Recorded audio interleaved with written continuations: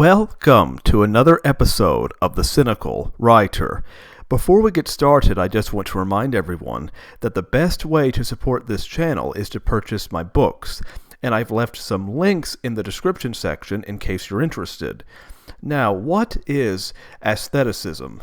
I think a lot of people have heard of this term, but very few people actually know what it is. Well, aestheticism was an artistic movement that thrived during the late 19th century, primarily in England, although it certainly had its advocates in America as well. And it basically had to do with valuing art for art's sake, valuing the aesthetic beauty of art over any kind of social or political message. And I actually largely subscribe to this philosophy, although not completely. I do believe that the aesthetic beauty of a piece of art, whether it's a painting or a piece of literature or a film or something like that, matters far more than any kind of inherent moral or political message or even the content of the story. I believe that aesthetic beauty is supreme in that regard, that it matters far more than anything else, and primarily because when it comes to any kind of idea that an author can have, most likely it's been done before. Ideas are a dime a dozen. There's nothing new under the sun, whereas it is possible to capture unique artistic beauty. And that's why I value the aesthetics of a piece of art over the actual content of it. Now, I do disagree with the philosophy of aestheticism slightly, because I do believe that a work of art can have a moral or political message, and that moral and political messages can be valuable. But ultimately, I think they should never distract from the work of art. And the problem with a lot of modern art is that the political or moral message gets in the way of the inherent beauty of the piece.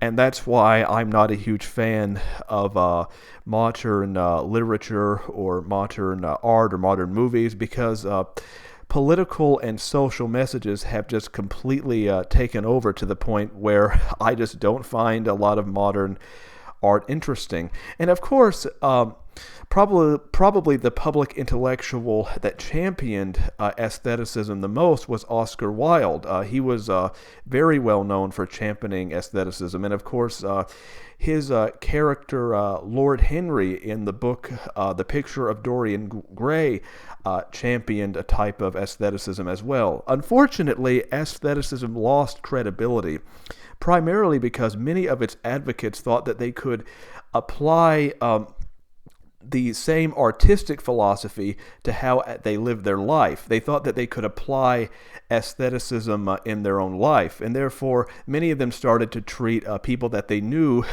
like works of art, which is a mistake. I think it's a mistake to treat a human being like they're a work of art, because you have ownership over your work of art. You do not have ownership over other human beings. So it's foolish to see a human being like a work of art. And that's ultimately why aestheticism lost credibility, because many artists used it as an excuse to participate in hedonistic activities. Oscar Wilde was very famous for doing that. And that's ultimately why aestheticism lost credibility. But I think that people need to realize something about aestheticism, because what is beauty? I think a lot of people like to talk about beauty, but very few people can actually define it. Because not everything can be objectively beautiful. Some things can be objectively ugly.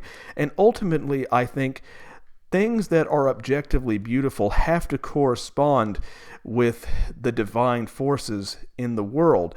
And it's not that a work of art has to have any kind of inherent political message. Like, for example, if a painter paints a landscape, obviously there's no inherent moral or political message to that drawing.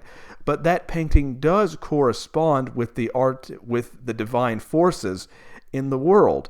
And therefore, in order for something to be considered truly beautiful, it must correspond with a divine force. And ultimately, I think that art that champions moral debauchery does not correspond with that divine beauty, and therefore it cannot be considered truly beautiful in the objective sense. And of course, Oscar Wilde realized that towards the end of his life.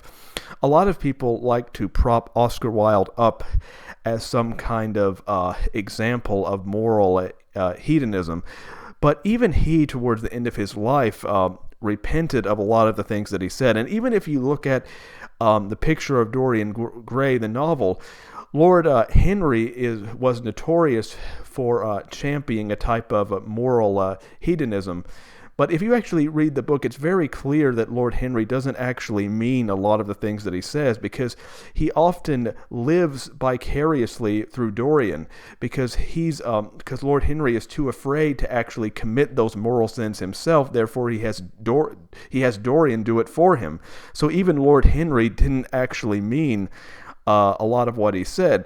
So I think it's foolish to try to associate aestheticism with any kind of moral debauchery, because they're really two separate things, because you cannot apply the same standards to art that you apply to human beings, because those two things are just inherently different. Well, I hope you enjoyed my speech for today. Like I said before, if you would like to support this channel, you can check out my books in the description section. Don't forget to subscribe, and until next time, goodbye.